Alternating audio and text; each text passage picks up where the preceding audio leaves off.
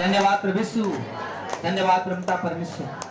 आइए परमेश्वर आपको किन किन वजह से आपको बहुत आगे बढ़ाएगा और आपको चंगाई देगा। इसी वचन में पढ़िए 58 का, आप इस वचन को निकालिए 7, 58 का 7 पढ़िए, 58 का 7। क्या वह यह नहीं है, क्या यह नहीं है कि अपनी रोटी भूखों को बांट देना, अपनी रोटी भूखों को बांट देना, अनाथ और मरे मरे फिरते हुए को, अनाथ और मारे मारे हुए फिरते हुए को अपने घर ले आना। हालेलुया। हालेलुया। आज की डेट में तोरे घरे परिवार में 4 परिवार में एक भिख मांगा के बैठा दे, कहां से ले आए देला, एक कहां से बुला लेला। हमारी भूखों को बांट देना। हालेलुया।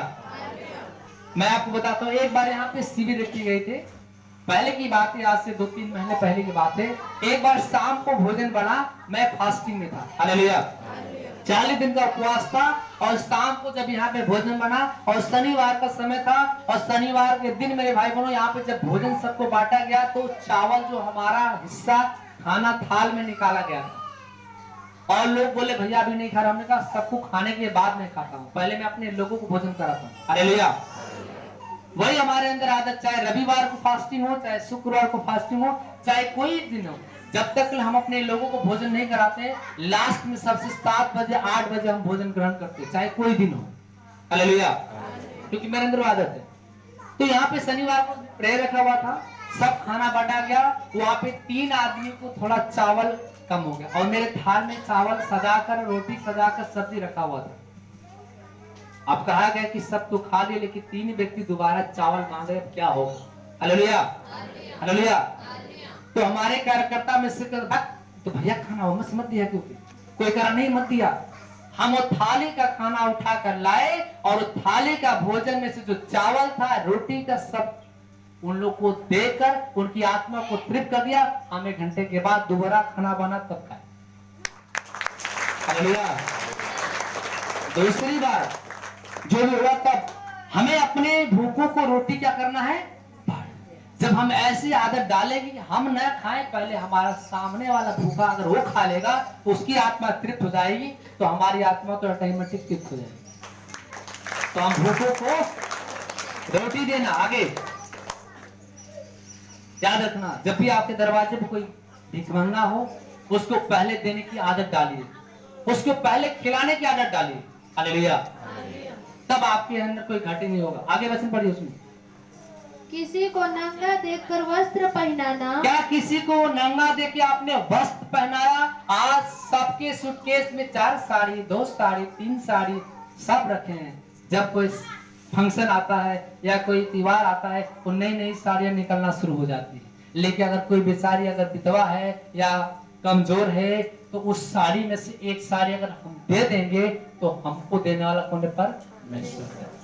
याद रखना, यहाँ पे हर साल गिफ्ट दिया जाता है विधवाओं को। इस साल भी देखिए परमेश्वर ने कहीं न कहीं ऐसी योजना बनाएगा और किसी न किसी के माध्यम से जरूर विधवाओं को साड़ी बांटेगा इस साल।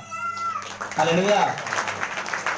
और वो प्रभु किसकी आत्मा के द्वारा कराएगा ये मुझे पता, किसके द्वारा कराएगा मुझे कुछ पता नहीं, लेकिन हाँ परमेश्वर की आत्मा किसी करने जाएगी और कहेगी तेरे पास इतना है, मैंने इतना बढ़ाया है, इसी में से तू विधवाओं को साड़ियां बांट दे, ताकि पुण्य जो पाने वाला है वो तू हो जाए, उसका हकदार, आशीष पाने का हकदार तू हो जाए। हालेलुया।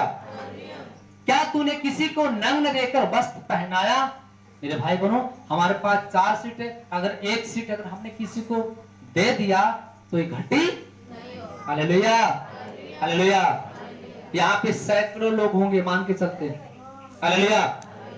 और यहाँ पे विधवाएं भी कम से कम 42-43 लोग थी उस बार। हालेलुया। 42-43 विधवाएं थी और 42-43 विधवाओं को अगर साड़ी बांटे तो हम जानते हैं कि कम से कम कितना अगर खर्च जाएगा तो 15 से लेकर 20,000। अगर यहाँ पे अगर एक व्यक्ति अगर खाली 300 रुपया अगर एडजस्ट करके और जमा कर दे तो 15 से लेकर 20,000 में अगर यहाँ पे 42 विधवाओं को अगर आपने वस्त्र दिया तो आपको 100 गुना परमेश्वर वस्त्र देने वाला है। तो बाइबल कहती है कि क्या तूने नग्न को वस्त्र पहनाया। हमें किसी अपने लोगों को जो गरीब है, जो असहाय है, जिनके पास पति नहीं है, उनके एक बार साल में हमें उसके तन को ढकना चाहिए। याद रखना, एक व्यक्ति अगर एक वस्त्र अगर यहाँ पे देना शुरू कर दे तो 42 लोग से ज्यादा लोग यहाँ पे आते हैं। 42 लोग को अगर हम तन ढके तो क्या परमेश्वर आपको नंगा रखेगा? नहीं। वो आपको हर सीजन में नए नए कपड़े आपको देगा पहनने के लिए, नए नए आपको हर चीजें आपको देगा। हालेलुया। हमें अपने लोगों को नग्न देखकर उन्हें वस्त्र पहनाना। एक साल हो गया बेचारी वही ड्रेस पहनती है, वही साड़ी पहनती है, हमें इसको नया देना इस साल। हालेलुया। जब आप उसको नया देंगे तो प्रभु आपको भी नया। आमीन। आगे वचन क्या कहता है? तो चंगाई पाने के लिए, ये चंगाई पाने के जो वचन बोला जा रहा है कि हम कैसे चंगे होंगे।